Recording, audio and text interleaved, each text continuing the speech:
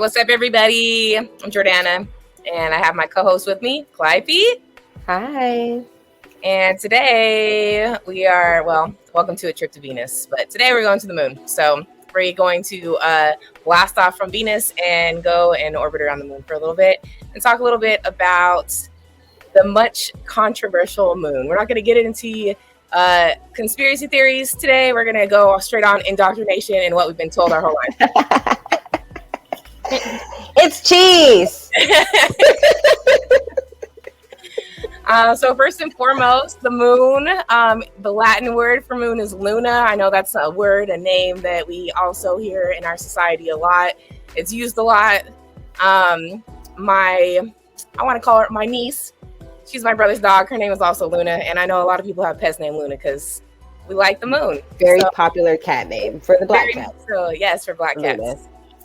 The moon has 8 phases. Its radius is 1,079.6 miles. It reaches temps as high as 250 degrees Fahrenheit and plummets to as low as negative 208 degrees Fahrenheit. Its orbit around our planet is a shaped like slightly squashed circle known as an ellipse. There it goes. So you see, like it's kind of like an oval shape, but that's what it looks. And then it takes 27.3 days to orbit Earth, and one day on the moon is 29.5 Earth days. Although the moon shines bright in the sky, it does produce its own lights. The moon is the Earth's only natural satellite, and it's the 5th largest satellite in our solar system. The moon controls the tides, and Earth's gravity affects the moon.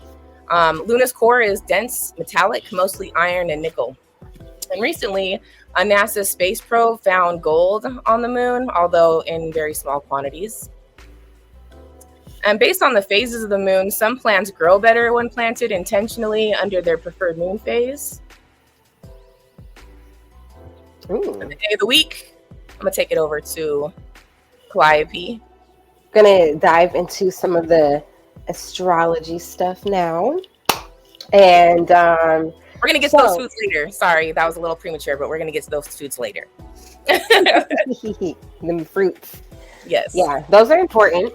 Well, we can talk about it now since they've already kind of previewed it. I'll just throw it in there, We can eat these fruits on Mondays. Mondays is the day that the moon rules. And so that particular day is associated with our root chakra. So that's why you're seeing the red fruits here, because these are all fruits that would help get your root chakra in alignment. And maybe if it's overactive, you could work with the color red, the fruits. You could be in dirt. I was like dirt, root yourself, literally go root yourself. Those are all things that could help you and things that you could do on a Monday, since that is the day of the moon. And also the moon represents like our emotions, the way that we're feeling, the emotional parts of our souls. It's also associated with our habits and some of the things that we see daily. It also is representative of the moods that are ever changing. So if you are a person that feels like they go through a lot of mood changes throughout the day, it would be probably helpful to learn about your moon sign and get a better understanding on how to handle that. The ruler of the moon is going to be Cancer, the sign of Cancer. And it's also exalted in the sign of Taurus. Hey. So... I'm a Cancer sun with a Taurus moon. Yes. I had to sprinkle that out real quick. So the moon is going to rule the sign of Cancer. And then on the astrology house is the astrology wheel that rules the 4th house. So up here where you see the little 4, that is the house of Cancer. Now on this chart, it says Virgo right there on the 4th house, but that's because it's a personal natal chart. So the basic astrology wheel, you would see Cancer fall into that 4th house. Now on this chart, On this chart, we have Cancer in our second house.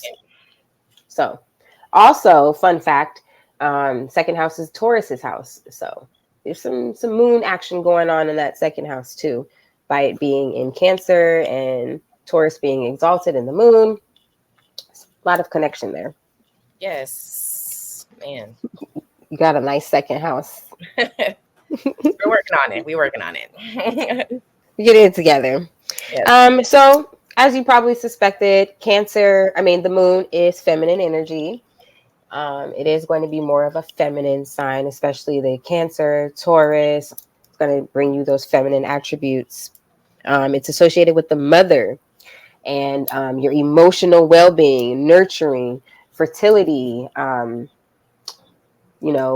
birth can even be symbolized by the moon in Cancer.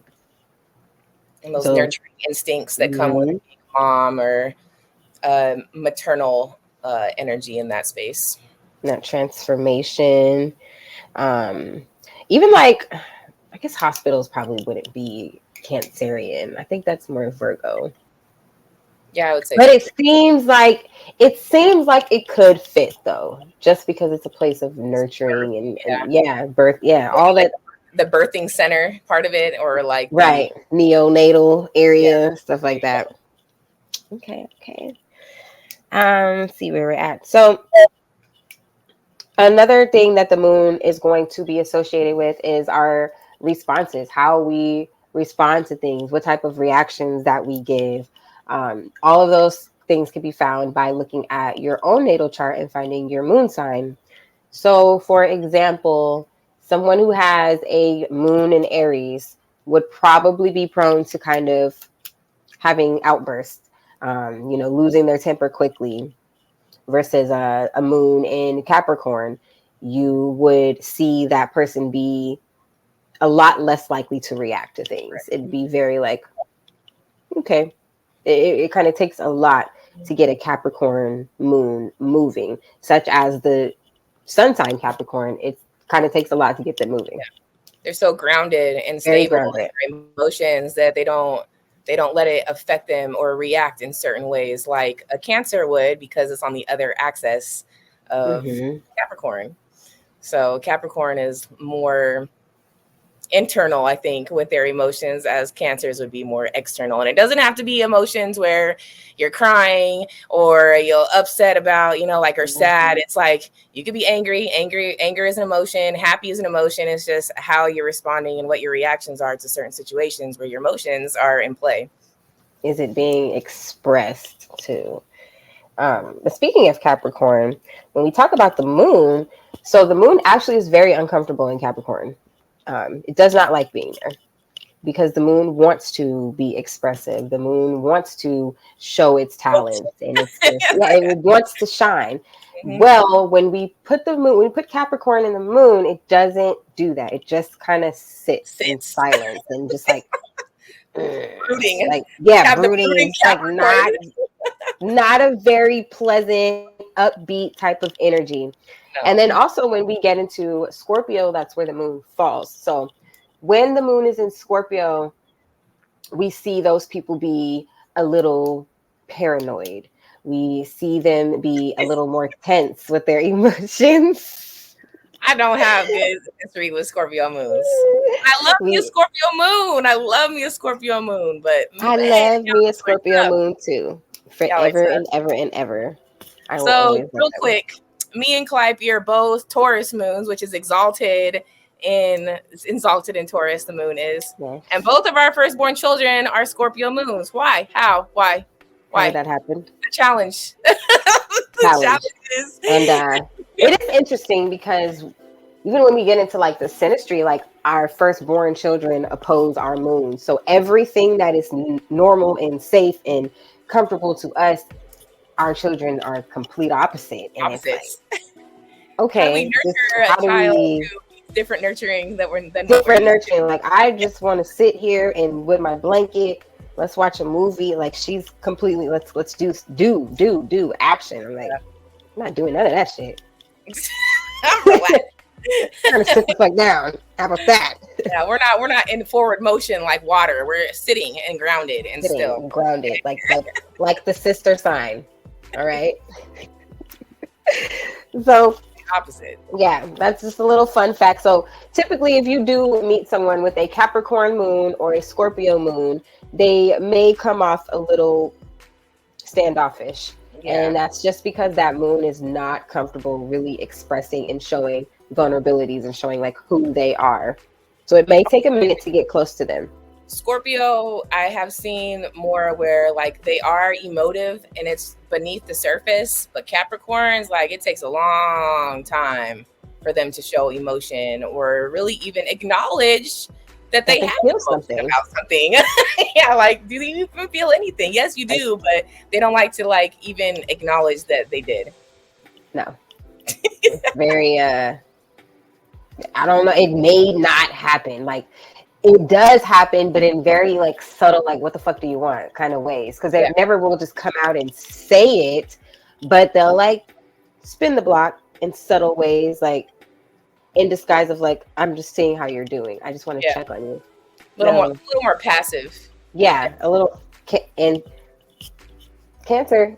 Yeah, So a lot of Capricorns think that they don't have any Cancer traits. They have a lot more than I they'd can't like to admit. admit. A lot more. It's like their detriment qualities are Hmm. Cancerian, and then like with the Cancer, like their detriment qualities are Capricornian. Yeah. Capricornian. Very like mean. Just like nah.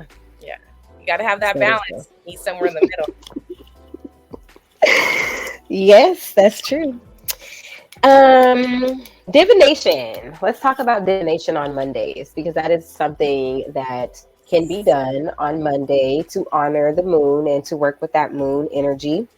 Also, you can do some dream work on Mondays as well as strengthening your intuition. That will also help you out.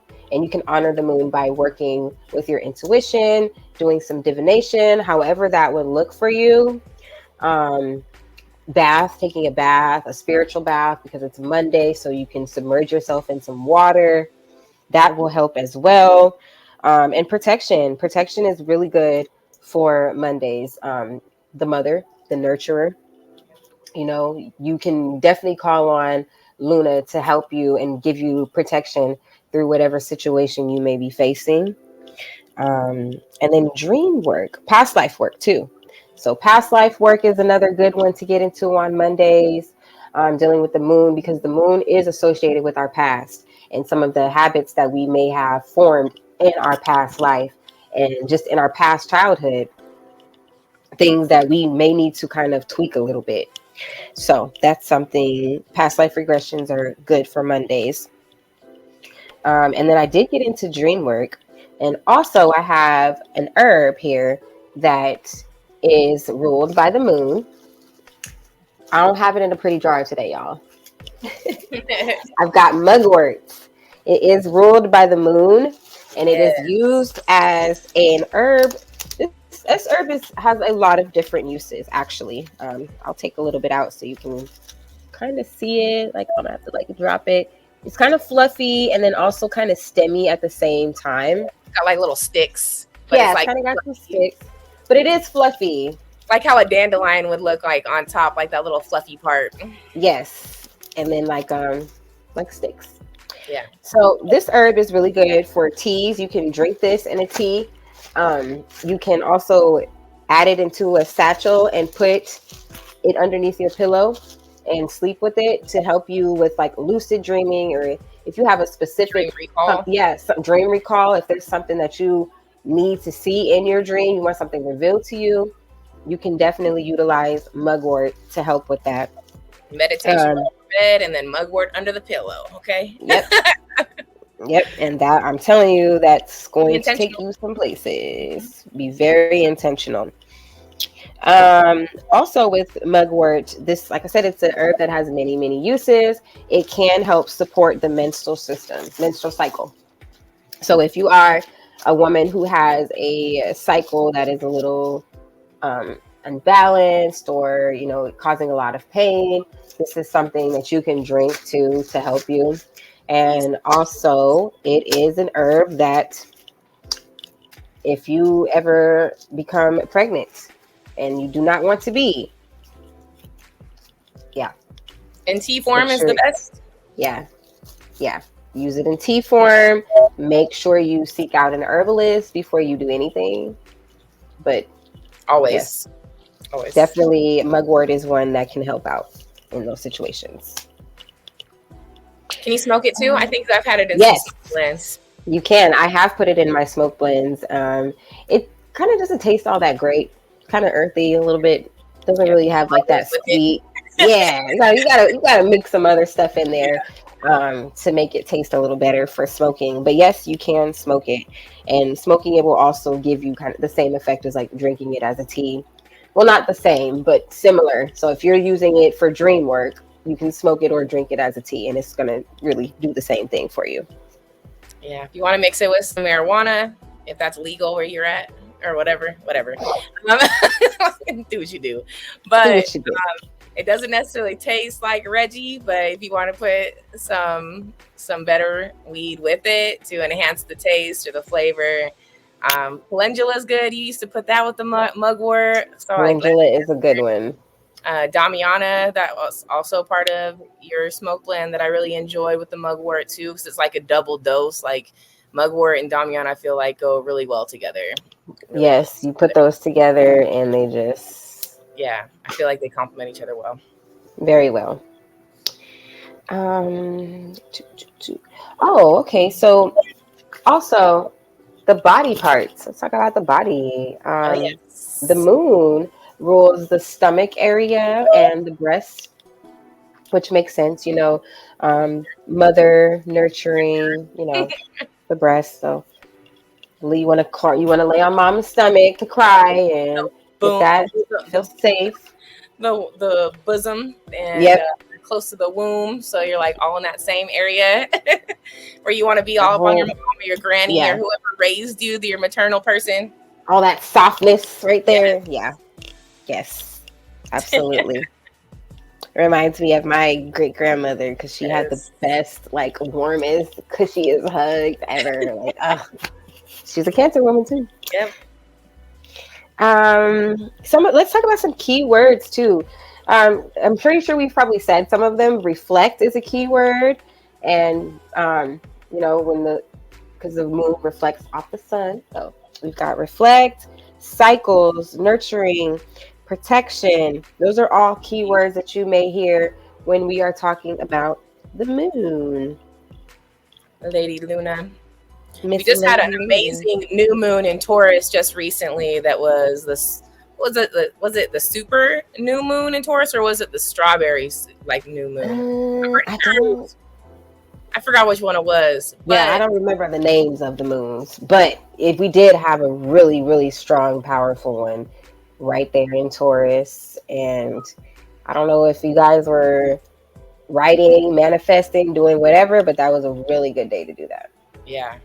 And even making moon water when there's a new moon or a full moon and you want to create your own divination tools, you can use a water and put it in a mason jar and then leave it out under the moon cycle for a couple days while the moon cycle is happening. Save it. You can put it in your bath water if you're looking to do like a cleanse and you're wanting to manifest with cleansing and protecting and then using that as manifestation, or even if it's a full moon water and you're using it to release or let go, like you would use that water within your own divination practices. And it's easy to make. You can even use it, keep it. Like I keep them on my altar when I need it, and then like use it for different things. You can use it like spiritual waters when you're trying to manifest. You can use that and like drop it with Florida water on your manifestation, or like what you're writing in your journal. If you're like writing something in your journal that you want to like come to fruition, you like put some of that on it. It's all intentional. It's just cleansing. Yep. We can do it for cleansing. Floor washes. Yep. Sprayed in your hair. When I had locks, I used to spray my hair with moon water.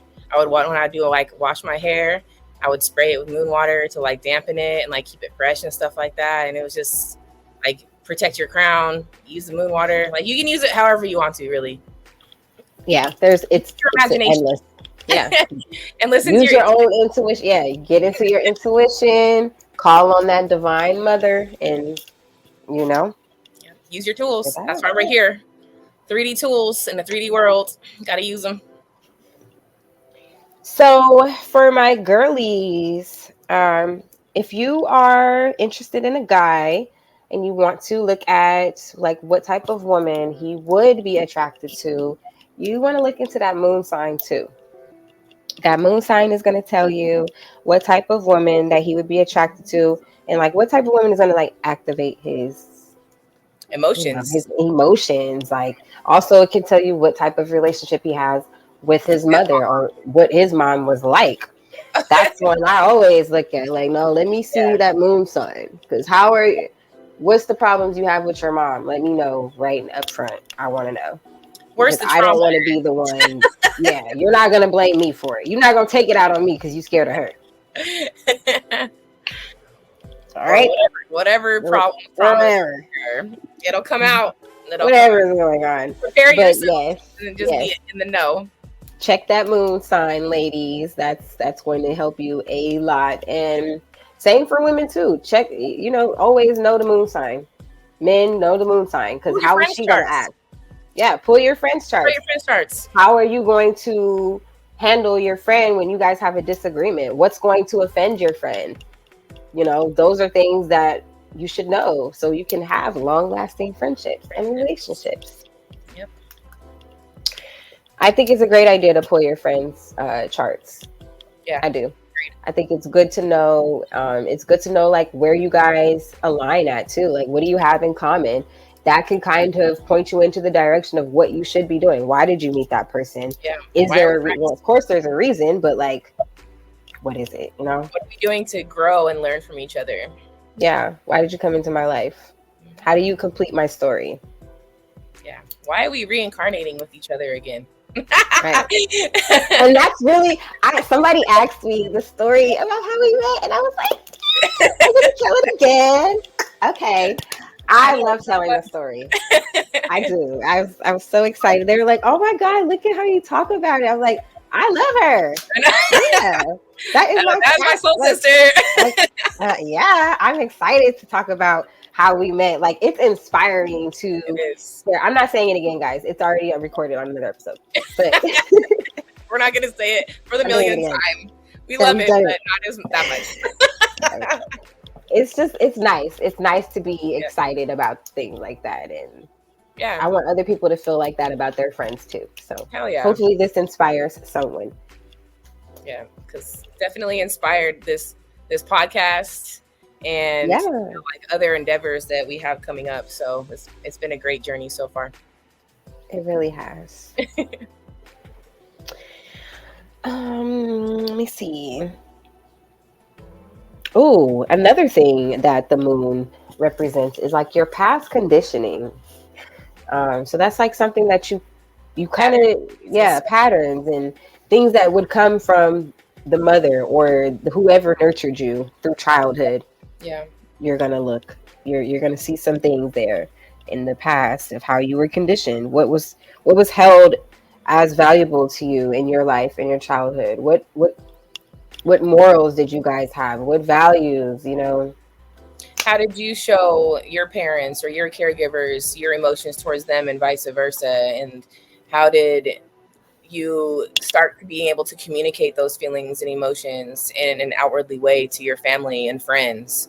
Because you learn that at home. So it's like those patterns come into play when you start going to school and you have playmates and teachers. And so it's like you look at that and like your own patterns of behavior and things that you love about yourself and how you grew up, and then also things that you would want to change because as you get older, like you grow and you mature and you want to change some of those patterns, and the moon was going to reflect that back to you so you can see those things in real time. It's pretty dope when you like really pay attention, like everything's right in front of you. It's all there. Let me see. There was one more thing that I had thought about. It kind of just left me, guys, but look here. Oh my gosh, it completely left me. We can talk about the crystals that are associated with the moon. Yes. So I have one sitting right here. We have, oh, you have it on your wall back there too. I have a Celestine, but Celestine, not selenite. the selenite. Yeah. Well, the moonstone, labradorite, and selenite are a couple. Let me go back here too. So I know like there's some healing properties in all of these. That's the Uh, selenite. the moonstone, it can promote emotional balance, reduce anxiety attacks, depression, and other mental ailments. It helps you to find inner peace and stability. Moonstone also encourages us to embrace change and joyfully embark on new beginnings, inviting a sense of harmony and inner growth into our lives. With the labradorite, this one is really pretty. I like this one a lot. It does help an individual regain energy while aiding the body and spirit in healing itself. In the metaphysical world, labradorite is considered one of the most powerful protectors. The gemstone creates a shield for auras and protects against negativity of the world. Selenite is one of my absolute favorites. So this one's got a lot to it also. The selenite is a soft, pale white mineral, as you can see here, with clay-like texture, also known as desert rose, satin spar, and gypsum flower. It's non-radioactive, non-magnetic, and fluorescent. Selenite is known for its high-frequency vibrations and is believed to have healing properties.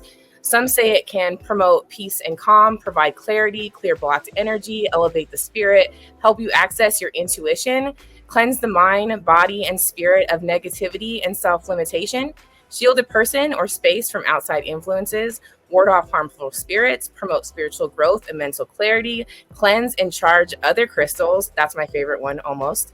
Direct high frequency energy into the body, balance the energy of a home, help to cleanse and balance the chakras, align the energy centers of the body, promote emotional well-being, and purify negative energy from the aura.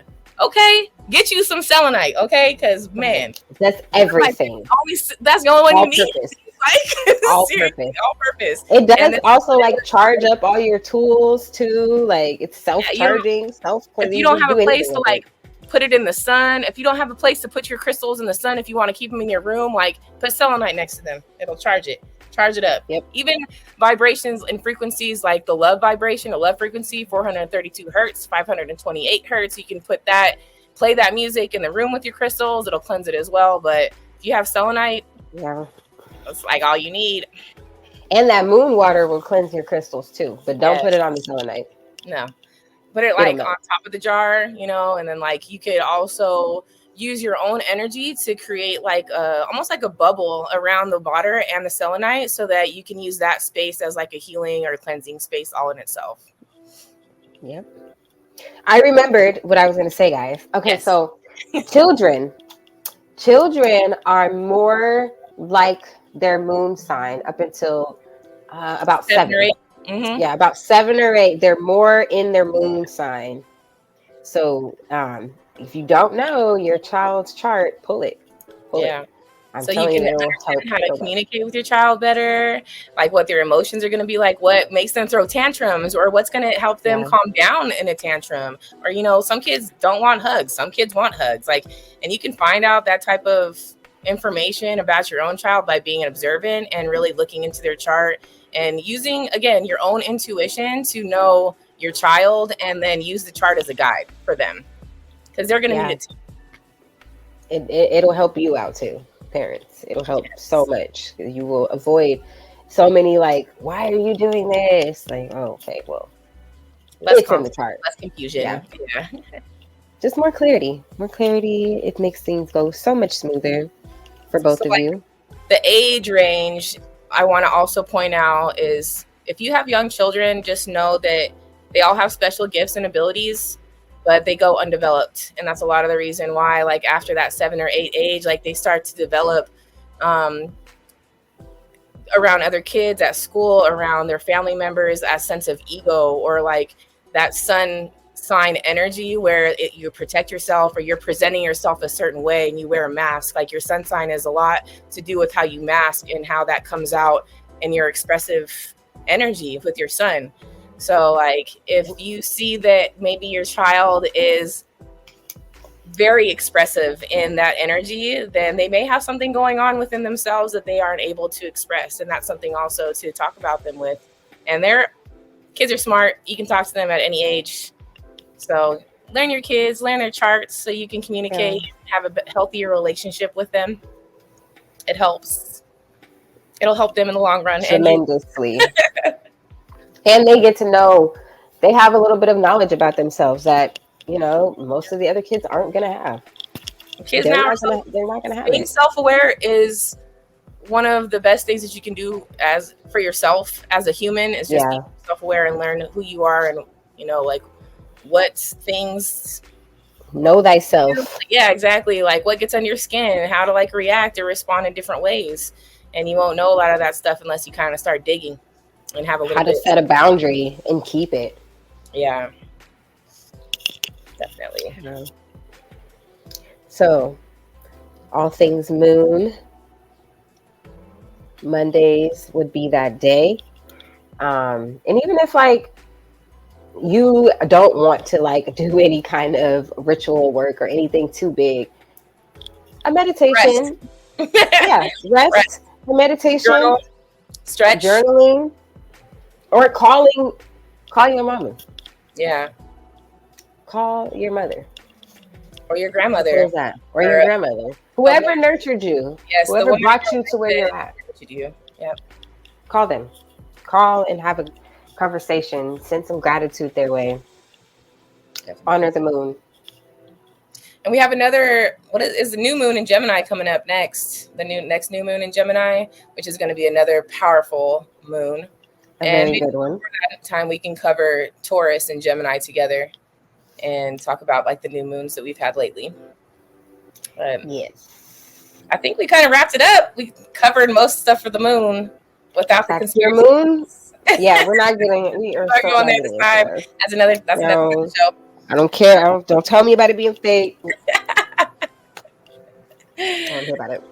Thank you always for tuning in, for watching our show. We appreciate every view, every comment, every feedback that we can get from you guys. We love it. And we'll see you next time. Look at the moons.